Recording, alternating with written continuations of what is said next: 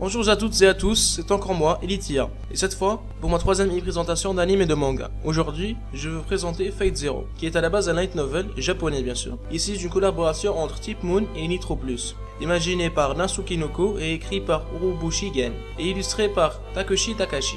Il s'agit d'une préquelle au visual novel Fate Stay Night. Il est composé de 4 volumes, parus entre le 29 décembre 2006 et le 29 décembre 2007. Il a été adapté en un anime par le studio Ufotable. Avant de vous donner le résumé de cet anime, j'aimerais vous dire que Fate Zero, ou plutôt le concept Fate, est intéressant sur plusieurs points. Il est en effet rare de trouver, ou bien de tomber sur une œuvre qui fait apparaître autant de traits humains dans une œuvre. Amour, lâcheté, passion, avidité, courage, sens du sacrifice, et j'en passe. Mais tout cela c'est Fate Zero. La majorité des sites qui vous présentent cette œuvre le font de la même manière. Une équipe de 7 mages qui doivent se battre pour l'obtention du Saint Graal, lequel exaucera tous leurs vœux. Ceci est juste si l'on devrait résumer Fate Zero en une seule ligne. C'est probablement ce qu'il aurait fallu en retenir. Cependant, l'œuvre est de loin plus riche que cette simple quête. Alors, découvrons ensemble cette œuvre sans pour autant vous dévoiler toute l'intrigue. Il était une fois 3 familles, les Eisenberg, les Makiri et les Tosaka, qui décidèrent de s'unir pour une cause commune, qui permettra l'apparition du Saint Graal, et elles y parviennent. Seulement voilà, il s'avère que le Saint Graal permet la réalisation de n'importe quel vœu, et donne un pouvoir immense à celui qui le possède. Chaque famille le voulant uniquement pour elle, il fut décidé, pour éviter d'aggraver les problèmes, que tous les 60 ans, 7 mages seraient choisis pour se lancer à la conquête de la fameuse coupe. Fate Zero débute alors que 3 générations de mages ne sont pas parvenus à entrer en possession avec l'objet tant convoité. Inutile de dire à quel point les passions sont exacerbées. La rivalité entre les différentes familles et les différents mages est source de toutes les formes d'animosité. Et comme je l'ai dit au début, il fait apparaître autant de traits humains dans une œuvre. Amour, lâcheté, passion, avidité, courage, sens du sacrifice, et j'en passe. D'après ce que vous avez entendu, la question qui se pose est comment peut-on parler de sentiments durant la guerre?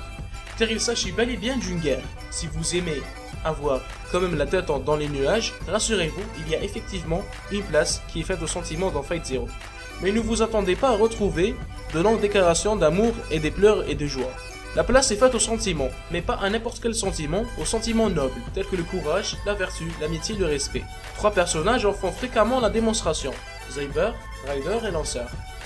Il est vrai qu'en regardant en profondeur, on peut les retrouver chez d'autres, mais c'est à vous de le découvrir.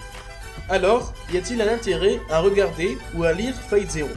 Je peux vous dire que oui, sans le moindre doute. Les raisons sont multiples et la première d'entre elles est bel et bien le graphisme.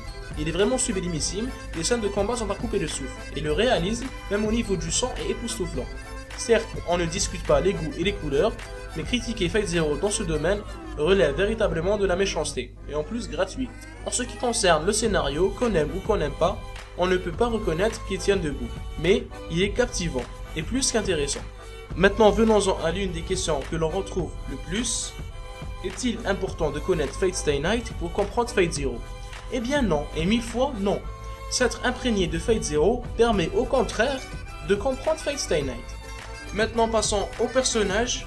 Je peux très bien vous dire que sur la liste des mangas d'anthologie, il y a toutes les chances que vous trouviez Fate, lequel, peu importe, de Fate Zero à Fate Stay Night, les fans de la série sont nombreux.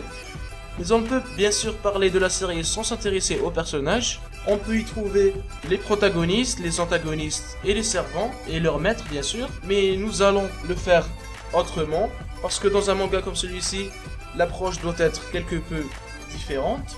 Nous aurons donc les réalistes tels que Kiritsugu Emiya, qui s'est attribué le rôle de justicier, et Kirei Kotonin. En second lieu, les réalistes tels que Archer, le servant de Tokyomi Tosaka, et Rider, le servant d'Agringali qui est même pas foutu de lui donner le moindre ordre, Wyver Velvet, et Lanceur, le servant de Kainet Elmeloy Archibald, et finalement le destructeur, parce qu'il n'y en a qu'un seul qui a incontestablement le mérite d'avoir cette place et qui se nomme Ryunosuke Uryu. Je pense que j'ai tout dit, alors la vidéo est malheureusement déjà finie.